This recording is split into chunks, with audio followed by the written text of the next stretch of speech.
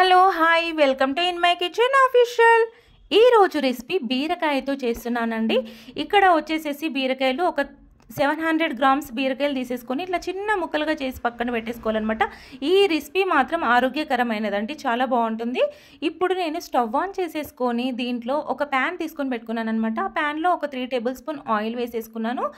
అలాగే వచ్చేసేసి దీంట్లో కొంచెం ఆవాలు, కొంచెం జీలకర్ర, అలాగే ఇక్కడ శనగపప్పు వచ్చేసేసి 1.5 టేబుల్ శనగపప్పు వేసుకున్నానండి. బీరకాయ కర్రీలో అక్కడక్కడ ఈ శనగపప్పు అనేది తగలడం వల్ల చాలా టేస్ట్ ఉంటుందనేసి నేను కొంచెం 1 టేబుల్ స్పూన్ ఎక్కువ వేసేసుకున్నాను అనమాట శనగపప్పు అనేది. తర్వాత కొంచెం ఒక చిన్న టేబుల్ స్పూన్ నిండా పసుపు వేసేసుకొని, అలాగే 2 ఎండుమిర్చి అనేది వేసేసుకొని గరిటెతో కలుపుతూ ఇవన్నీ వేగేదాకా కూడా ఒకసారి గరిటెతో కలిపేసేసుకొని దీంట్లోకి వచ్చేసేసి ఒక 3 పచ్చిమిర్చి ముక్కలు చిన్న చిన్నగా రౌండ్గా కట్ చేసుకున్న పచ్చిమిర్చి ముక్కలు కూడా ఈ విధంగా వేసుకున్నాను అనమాట.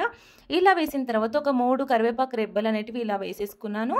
అలాగే మీడియం సైజు ఉల్లిగడ్డ అనేది తీసుకున్నాను అనమాట. తీసేసుకొని అవి కూడా చిన్న ముక్కలుగా తరిగి పెట్టేసుకొని వీటిని కూడా ఇందులో యాడ్ చేసేసుకొని ఒక్కసారి గరిటెతో ఇలా కలుపుతూ ఈ ఆయిల్లో ఈ ఆనియన్స్ అండ్ పచ్చిమిర్చి కరివేపాకు కూడా కొంచెం ఫ్రై అవ్వాలన్నమాట. లైట్ కలర్ వచ్చే వరకు కూడా ఇవి ఇలా ఫ్రై చేసుకున్న తర్వాత ఇప్పుడు మనం పక్కన తీసుకున్న బీరకాయ ముక్కలు ఉన్నాయి కదండి, ఇవన్నీ కూడా ఇందులో వేసుకోవాలి. ఇక్కడ వచ్చేసేసి నేను బీరకాయలు 750 గ్రామ్స్ అంటే 3/4 కేజీ బీరకాయలు తీసేసుకొని పైన తోలు కొంచెం లైట్గా తీసేసుకొని ముక్కలుగా చేసి పెట్టుకున్నాను.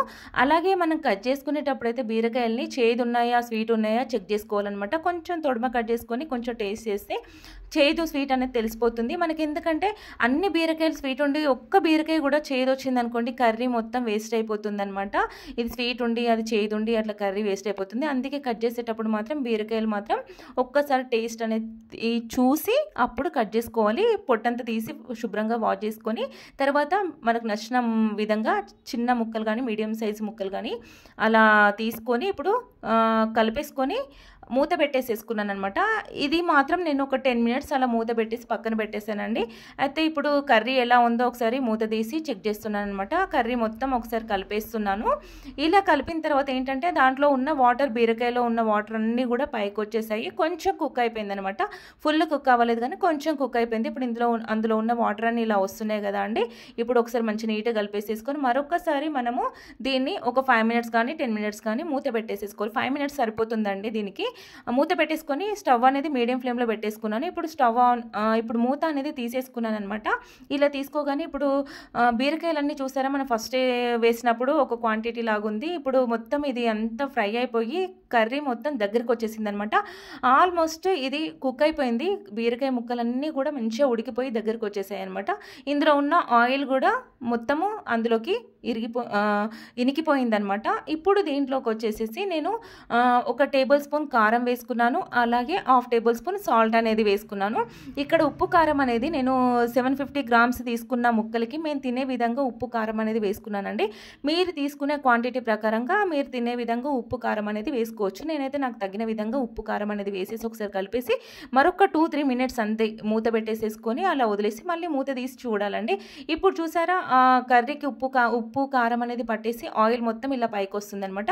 ఇప్పుడు దీంట్లోకి ఒక చిక్కటి పాలే కానీ కొంచెం వాటర్ కలిపిన పాలే కానీ కాగబెట్టిన పాలైనా పర్లేదు, పచ్చి పాలైనా పర్లేదండి.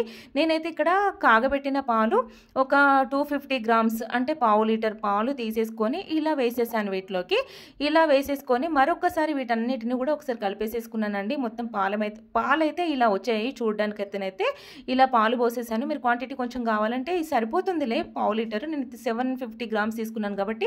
అలాగే మూత పెట్టి ఒక 5-10 మినిట్స్ అట్లా వదిలిపెట్టేసాను స్టవ్ మీద మీడియం ఫ్లేమ్లో పెట్టేసి. ఇప్పుడు చూసారా పాలు కూడా మొత్తం కొంచెం విరిగిపోయినట్టు అయిపోయింది. కర్రీ మొత్తం ఇలా దగ్గరకు వచ్చేసింది అనమాట. అంతే.